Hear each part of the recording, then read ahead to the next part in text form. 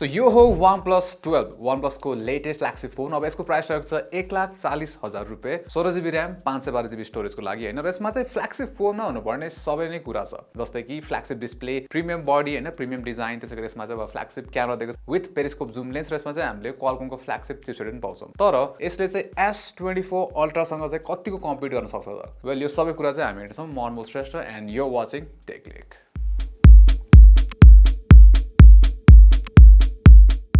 अब फर्स्टमा चाहिँ पर्फर्मेन्सकै कुरा गरौँ हैन। सो यसमा चाहिँ हामीले क्वालकमको स्न्यापड्रागन 8 Gen 3 चिपसेट पाउँछौँ, जुन चाहिँ S24 अल्ट्रामा नि युज गरेको छ हैन। यसको स्टोरेज भेरिएन्टहरु चाहिँ 12GB र्याम 256GB स्टोरेज, त्यसैगरी 16GB र्याम अथवा चाहिँ 512GB स्टोरेजमा आउँछ। यो भेरिएन्ट चाहिँ 16GB र्याम वाला भेरिएन्ट हो र यसमा चाहिँ हामीले UFS 4.0 स्टोरेज पनि पाउँछौँ। अब हुन्छ नि Geekbenchको स्कोर हेर्दाखेरि चाहिँ फर्स्टमा अलिकति लाइक हुन्छ नि यसको चाहिँ धेरै नै तल थियो कि स्कोर, एकदम लो स्कोर थियो।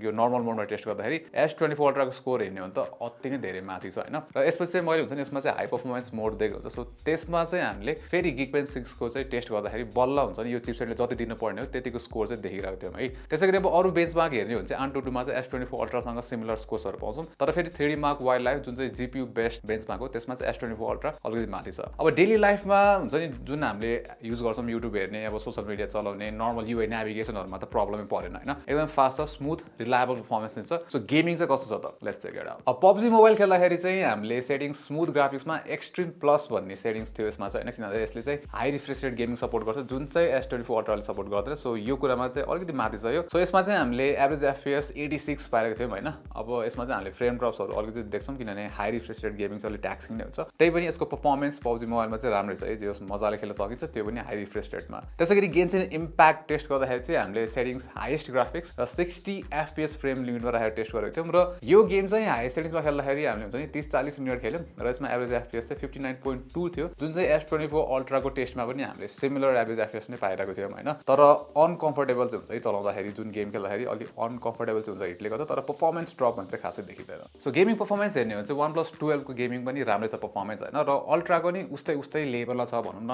लाइक दुईटैमा हामीले हिट नोटिस गर्छौँ, तर त्यस्तो हुन्छ नि लाइक खासै फरक चाहिँ छैन। अब त्यो भयो यसको गेमिङ पर्फर्मेन्स। अब यसको क्यामेरा पर्फर्मेन्स चाहिँ कस्तो छ त? त्यसमा चाहिँ हामीले क्यामेरा सेन्सर्सहरू अब खतरै पाउँछौँ हैन। 50 मेगापिक्सलको मेन सेन्सर दिएको छ सोनीको LYT808 सेन्सर, त्यसैगरी 48 मेगापिक्सलको त्यसमा हामीले अल्ट्रा वाइड एंगल सेन्सर पनि पाउँछौँ, सोनीकै हो। र अर्को भने चाहिँ पेरिस्कोप जुम लेन्स छ र यो चाहिँ 64 मेगापिक्सलको चाहिँ ओम्नी भिजन सेन्सर दिएको छ यसमा हैन। त्यसैगरी अगाडिपट्टि चाहिँ हामीले 32 मेगापिक्सलको सेल्फी क्यामेरा पाउँछौँ। त फर्स्टमा चाहिँ हामीले हुन्छ नि यसको क्यामेरा चाहिँ अब Samsung S24 अल्ट्रासँग चाहिँ कस्तो कम्पिट गर्छ त?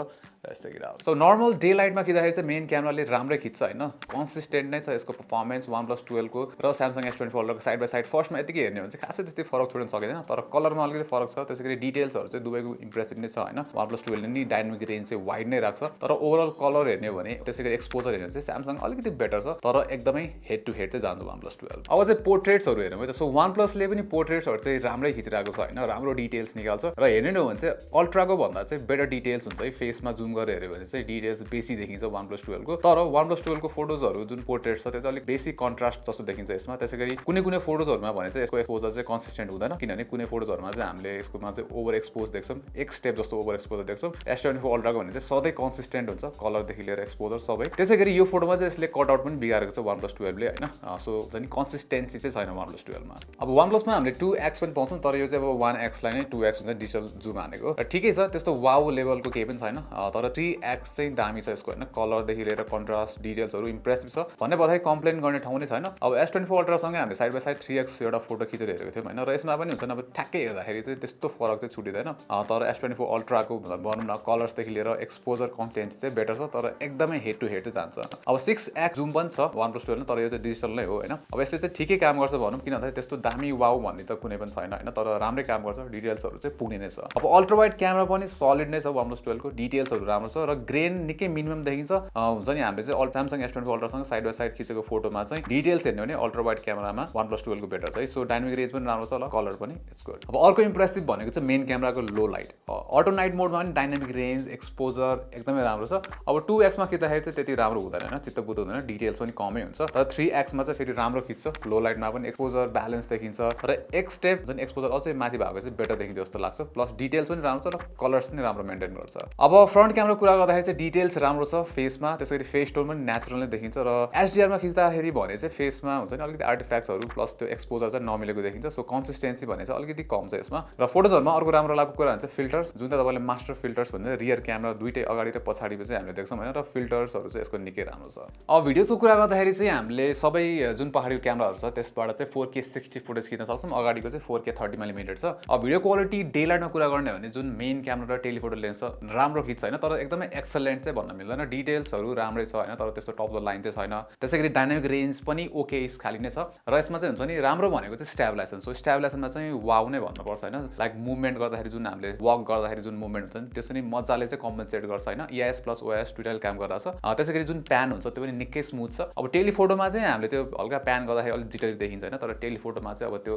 लाइक हुन्छ नि त्यतिको चाहिँ हुन्छ नि सो त्यो चाहिँ एक्सेप्टेबल नै छ त्यसैगरी अल्ट्रा वाइड भिडियोज पनि अब अल्ट्रा वाइड क्यामेराको हिसाबले चाहिँ डिटेल्स चाहिँ मलाई इम्प्रेसिभ लाग्यो यसको हैन डाइनामिक रेन्ज पनि वाइड नै छ त्यसैगरी ओभरअल जुन स्टेबलाइजेसन त्यो पनि मेन क्यामेरा जस्तो इम्प्रेसिभ नै छ यसमा हैन त्यसैगरी यसमा चाहिँ हामीले जुन आइफोनमा सिनेमेटिक मोड जस्तो हुन्छ यसमा पनि हामीले जुन पोर्ट्रेट इफेक्ट वाला भिडियो चाहिँ खिच्न मिल्छ हैन र यो चाहिँ मिक्स्ड ब्याग छ यसमा किन भन्दाखेरि यो स्याम्पल हेर्नु भयो भने चाहिँ भिडियो स्याम्पलमा चाहिँ मेरो यो जुन सब्जेक्ट छ नि त्यो सब्जेक्टलाई बाइक चाहिँ पुरै अरूमा चाहिँ ब्लर हान्देको यतिकै ब्लर इफेक्ट हान्दै जस्तो देखिन्छ राम्रो देखेको छैन हैन तर फेरि यो इन्डोरमा खिचेको वाला भिडियोमा चाहिँ यसले राम्रै हुन्छ नि यो इफेक्ट दिएको छ अब डिस्प्ले चाहिँ यसको 6.82 इन्चको OLED डिस्प्ले हो हैन यसमा त्यसैगरी 120 हर्ट्ज रिफ्रेश रेट भइहाल्यो त्यसैगरी यसमा चाहिँ हामीले डल्बी भिजन सपोर्ट पनि दिएको छ र 2160 हर्ट्जको PWM डिमिङ छ सो यसको जुन ब्राइटनेस छ अब त्यो चाहिँ 4600 निट्सको पिक ब्राइटनेस भनेको छ हैन यो चाहिँ HDR युज केसमा त्यसैगरी यसको जुन HBM छ त्यो चाहिँ 1600 निट्समा हो सो हुन्छ नि बाहिर आउटडोर्समा चलाउँदाखेरि मजाको छ केही पनि प्रब्लम पर्दैन हैन मजाले चलाउन सकिन्छ तर S24 अल्ट्रासँग साइड बाइ साइड राख्ने भने S24 अल्ट्राको डिस्प्ले यो भन्दा निकै नै राम्रो छ प्लस जुन त्यो रिफ्लेक्टिभ हुन्छ नि रिफ्लेक्टिभनेस त्यो कम छ नि त अल्ट्रामा सो त्यो चाहिँ ठ्याक्कै थाहा हुन्छ के सो S24 अल्ट्राको डिस्प्ले चाहिँ यसको भन्दा धेरै नै बेटर छ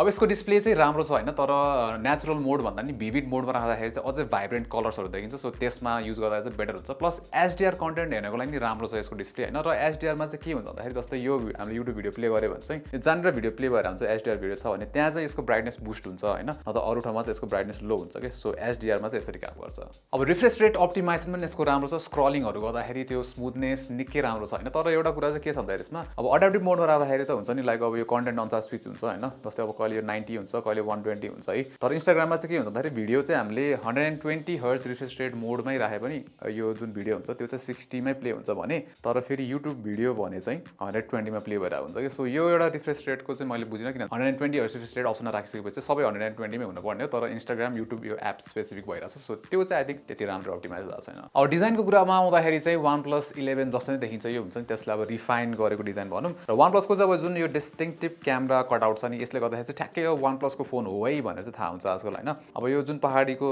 हाम्रो ग्लास प्याक छ यो चाहिँ यसमा चाहिँ हुन्छ नि यो कलर वेमा चाहिँ टेक्सचर खाली फिनिश छ अलिक त्यति स्मुथ खाली फिनिश भन्दा पनि र यसमा चाहिँ पहाडीपट्टि गोरिल्ला ग्लास 5 को प्रोटेक्सन हो है सो यो लेभलमा चाहिँ नट सो फ्ल्यागशिप किनभने पहाडी एटलिस्ट गोरिल्ला ग्लास भिक्टर्स यस्तो यस्तो चाहिँ दिँदै गयो बेटर हुन्छ है तर अगाडिपट्टि भने चाहिँ हामीले राम्रै प्रोटेक्सन पाउँछौँ सो यसमा चाहिँ अगाडिपट्टि गोरिल्ला ग्लास भिक्टर्स 2 प्रोटेक्सन दिएको छ विच इज गुड फ्ल्यागशिप ग्रेड भनौँ न त्यसैगरी अब यो चाहिँ एल्युमिनियम फ्रेम नै हो हैन लाइक नर्मल एल्युमिनियम फ्रेम त्यसैगरी अल आउट स्लाइडर दिएको छ यतापट्टि नर्मल पोर्सन बटन्स भइहाल्यो भोल्युम पावर र यसमा चाहिँ हामीले इन डिस्प्ले फिङ्गरप्रिन्ट स्क्यानर पाउँछौँ हैन जुन चाहिँ फास्ट छ र पोजिसनिङ चाहिँ राम्रो छ है जुन चाहिँ यो फिङ्गरप्रिन्टको पोजिसनिङ राखेको छ त्यो चाहिँ राम्रो छ यसमा र एकदम रिलायबल छ र यसमा चाहिँ हामीले डुअल स्पिकर हो सो तलपट्टि चाहिँ यो स्पिकर कटआउट यहाँनिर छ र माथि अब एयरपिसले नै अर्को सेकेन्डरी स्पिकर काम गर्छ र स्पिकरको क्वालिटी चाहिँ राम्रो छ एक्चुअली लाउड पनि छ प्लस क्ल्यारिटी पनि पाउँछौँ हामीले सो स्पिकर ओभरअल चाहिँ राम्रो छ त्यसैगरी यसमा अब प्रोटेक्सनको कुरा गर्दाखेरि वाटर प्रोटेक्सन जुन IP रेटिङ हुन्छ त्यो चाहिँ यसमा IP65 मात्र हो सो IP68 दिँदै भए चाहिँ त्यो फ्ल्यागशिप ग्रेड हुन्थ्यो हैन किनभने आजकल स्यामसङको 50-60 फोनमै हामीले IP60 पाउँछौँ तर यसमा चाहिँ छैन अब यसको अर्को दामी कुरा भनेको चाहिँ यसको ह्याप्टिक है सो ह्याप्टिक्स चाहिँ निकै राम्रो छ लाइक क्रिस्प फिलिङ छ प्लस त्यो हुन्छ नि एकदम एक्युरेट खाली छ हैन सो ह्याप्टिक्स चाहिँ निकै राम्रो छ अब यसमा ब्याट्री चाहिँ 5400 mAh हो सो जुन हामीले फ्ल्यागशिपहरु नर्मली 5000 पाउँछौँ त्यो भन्दा अलिकति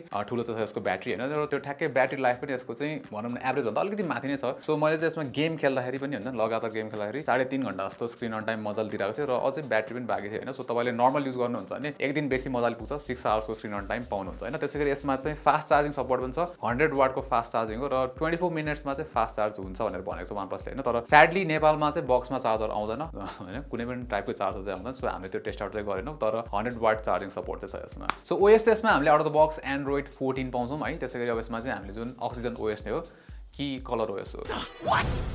वेल अब यसमा चाहिँ जस तपाईँले चाहिँ 4 वर्षको अपग्रेड त्यसै गरी 5 वर्षको चाहिँ सेक्युरिटी अपडेट चाहिँ एक्सपेक्ट गर्न सक्नुहुन्छ र यसको एक्सपिरियन्स भनौँ सफ्टवेयर एक्सपिरियन्स चाहिँ अब लाइक राम्रै छ। तर के छ भन्दाखेरि अब OnePlus अक्सिजन ओएस भए पनि अब यसको जुन एक्सपिरियन्स हुन्छ त्यो चाहिँ रियलमी युआई अथवा चाहिँ कलर ओएससँग चाहिँ फर्मिलियर नै छ। वेल अब छ कस्टमाइजेसनहरूमा चाहिँ हामीले हल्का हल्का OnePlusको टच चाहिँ देख्न सक्छौँ होइन। जस्तै अब अलवेज अन डिस्प्लेमा हल्का त्यो कस्टमाइजेसनको लागि कस्टम फेसहरू छ। त्यसै गरी OnePlusको त्यो फन्ट पनि युज गरेको छ होइन। त्यसै गरी अब एक्सेन्ट कलर चेन्ज गर्नेदेखि लिएर यताउता सबै छ, त्यही पनि कलर ओएस लास्टमा गएर। सो OnePlus12 चाहिँ फ्ल्यागशिप फोन हुन्छ नि, लाइक OnePlusको राम्रो फ्ल्यागशिप फोन हो होइन। र यसमा प्राइसको लागि जति कुरा दिएको छ र जति कुरा यसमा छ नि लाइक राम्रै काम गर्छ कि डिस्प्लेदेखि लिएर सबै कुरा डिजाइन भयो, त्यसै गरी क्यामेराजहरू भयो होइन, सबै राम्रो छ यसमा। तर अफ कोर्स अब हुन्छ नि Samsung S24 अल्ट्रासँग कम्पिट गर्न भने चाहिँ यसलाई गाह्रै पर्छ, किनभने अल्ट्रामा अब हामीले बेटर डिस्प्ले पाउँछौँ। त्यसै गरी अब हुन्छ नि यसमा चाहिँ प्रोटेक्सन ओभरअल वाइज हेर्ने भने IP रेटिङ्सहरू पनि बेटर छ र क्यामेरामा नि अफ कोर्स हुन्छ नि ओभरअल हेर्ने हो भने जुन यसमा plus extra 5x optical zoom lens पनि छ नि त। सो ओभरअल चाहिँ अब हुन्छ नि OnePlus12 ले हेड टु हेड जान चाहिँ गाह्रै पर्छ सबै कुरामा, त्यही पनि क्लोज कम्पिटिसन नै हो। र प्राइसको लागि जे जति छ OnePlus12 it's a good phone.